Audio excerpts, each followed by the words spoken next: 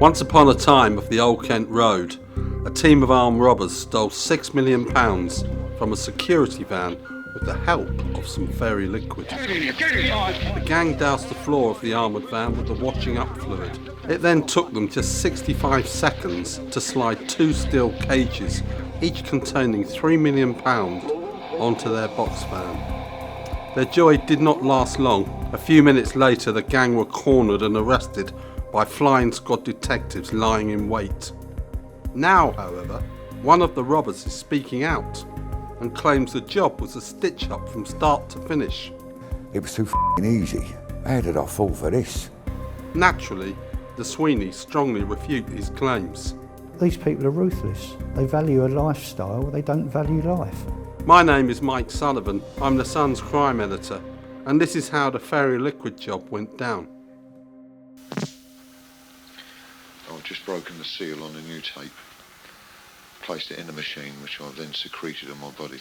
For the purposes of this operation, I wish to be known as John. I am a serving police officer.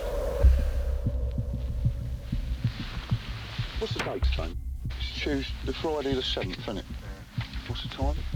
10:27. What you're watching is real police footage filmed on the day of the crime, and what you're listening to is audio from a hidden mic attached to an undercover police officer.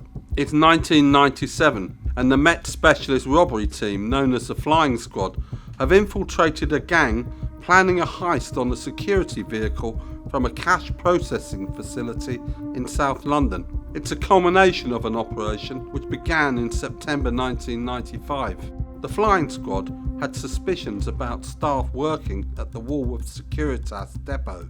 It was apparent from the number of robberies that were occurring from that branch that there must be people inside working with the robbers outside.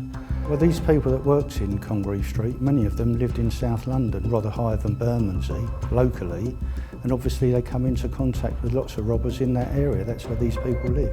You only need one or two, and it was apparent that there was still a number of people, or at least one in there, giving information out.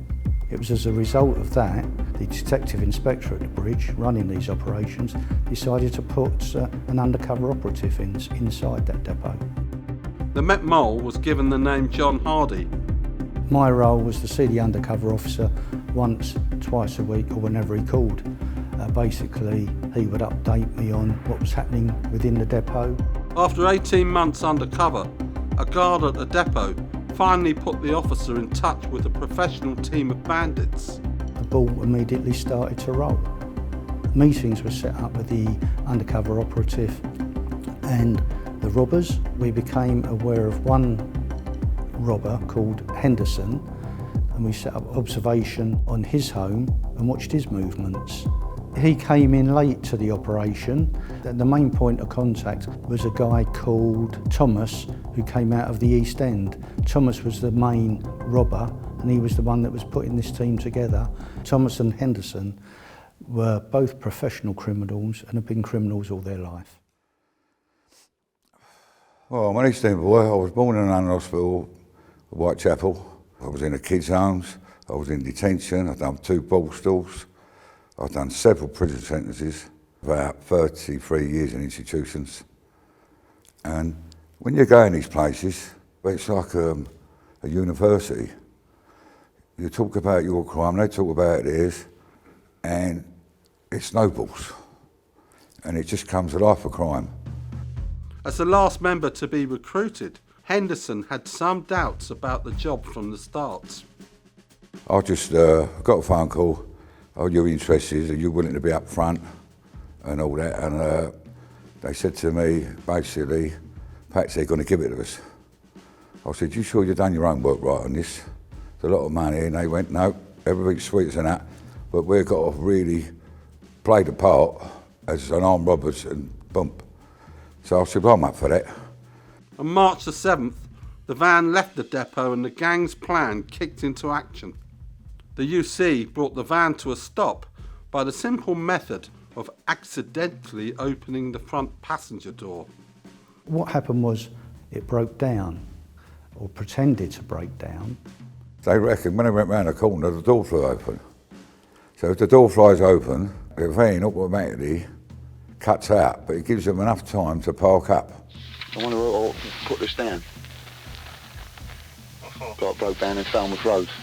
Well, no, I've informed them, haven't I? When the vehicle breaks down, you've got to call out the manager from Congreve Street, a few minutes away, so the robbers were in a position to prepare themselves to attack the vehicle.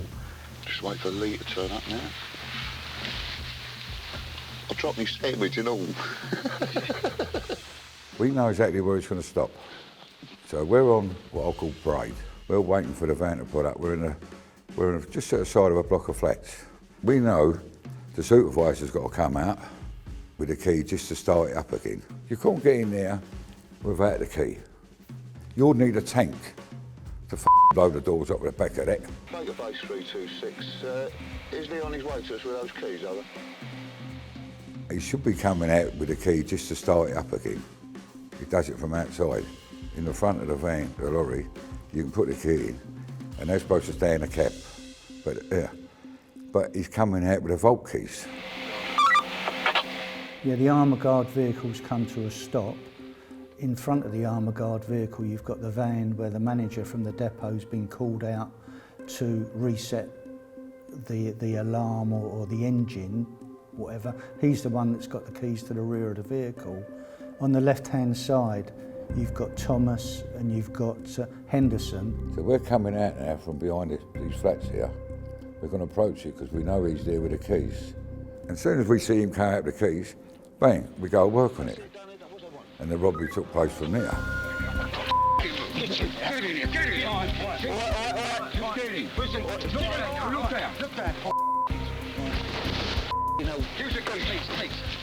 had a handgun, and boss just come on and I just went, "Can give us the fucking keys," words to that effect.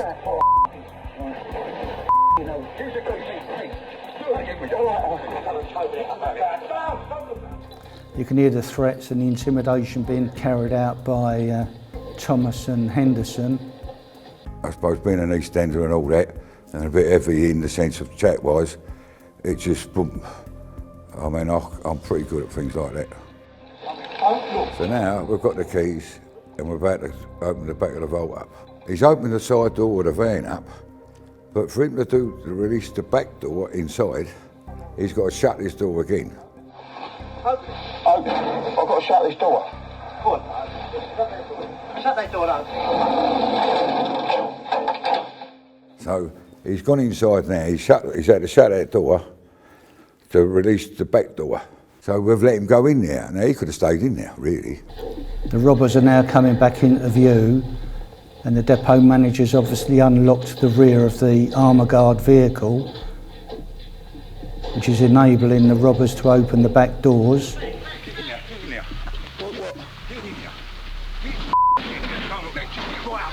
I'm putting the guards in the front of the cab now, saying, "Get up there, lot of yous, all of yous up there."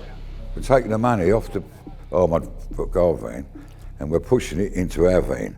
The robbers who were anticipating difficulty transferring the crates of money from the HGV to the box van were surprised themselves. They had placed lots of ferry liquid on the floor and they actually slid the crates across the floor straight into the box van, surprising everyone.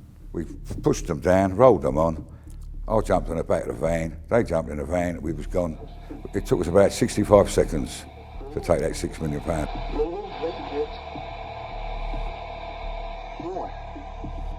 We went about less than a quarter of a mile. Halfway there, I've heard the old bill behind us. I can't see them because the shutter's down, but I can hear them as we're taking a turn in, they're with us, the sirens are behind us. So I thought, fucking hell, we're all nicked here. He didn't stop till we got to the destination, and then he jumped out the front, we jumped out the back, and everyone's jumping out, running different ways. Both Henderson and Thomas tried to decamp from the scene, as did everyone else. I just jumped down, and I run down the side, and they was going, "Stop, stop, stop," well, we shoot, and all that business. So I just carried on running. There were so many officers about that day, I think in excess of 120 officers. When I got round the corner, another van opened up, similar to our one, a bit bigger, And there was a bundle on there, and they've all jumped down, so you ain't going nowhere now. Get on the floor and all that business. So it's time to get on the floor. You think you've got it, and then all of a sudden you ain't got it, and your life's gone out the window. There's no way out of this. You're going on your holidays for a long time. Here we go. There we go. Yeah, it's in this street that the offence occurred, where the hijacking took place. A secure core vehicle come to a stop, the box van reversed up towards it, transferred the money. Box van travelled along this street in my direction, straight across the crossroads. We had the observation point over behind the trees in a clinic, and they were caught around the back streets of Tabarth Street. The box van with a £6 million cash on it, and the robbers themselves. This day was the culmination of 18 months' work, whereby our undercover officer had been deployed in Congreve Street for that period of time. As a result of that, the job culminated here. It came off, and we stopped the theft or the robbery of £6 million cash.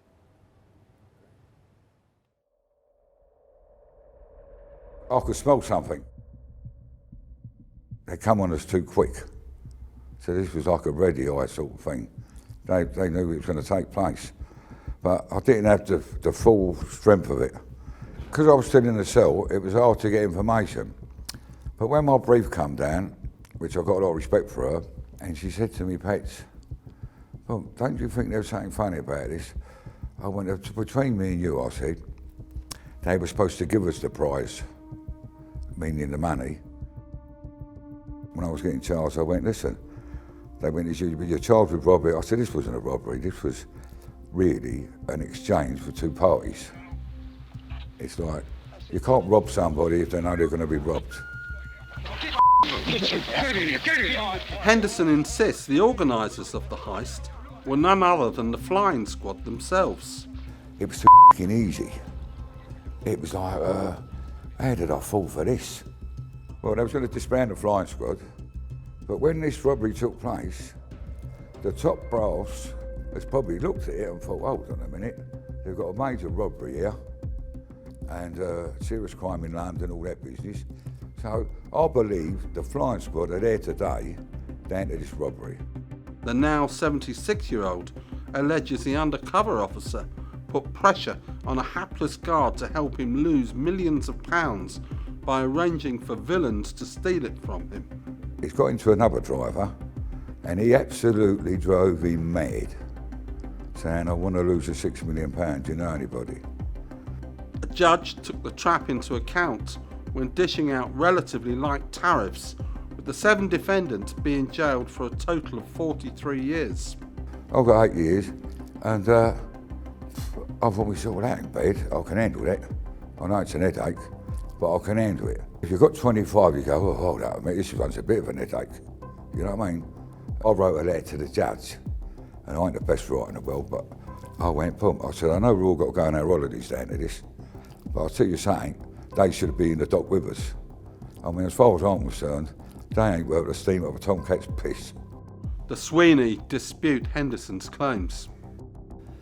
There was no suggestion the Tower Bridge office or any flying squad office was being closed, and this particular job was put together to ensure that we stayed open and prolific. That it wasn't a flying squad setup, this was an operation where someone within that depot approached our undercover officer. These people are ruthless. They value a lifestyle, they don't value life.